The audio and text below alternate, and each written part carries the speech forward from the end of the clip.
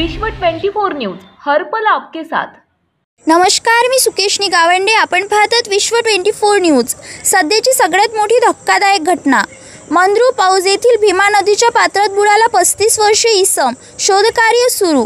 दक्षिण सोलापूर तालुक्यातील औस मंद्रूप येथील रहिवासी महादेव कबीर हरणशिकरे वय वर्ष 35 आज मंगळवारी दुपारी भीमा नदीच्या पात्रात बुडाला असून अद्याप त्यांचा मृतदेह सापडलेला नाही।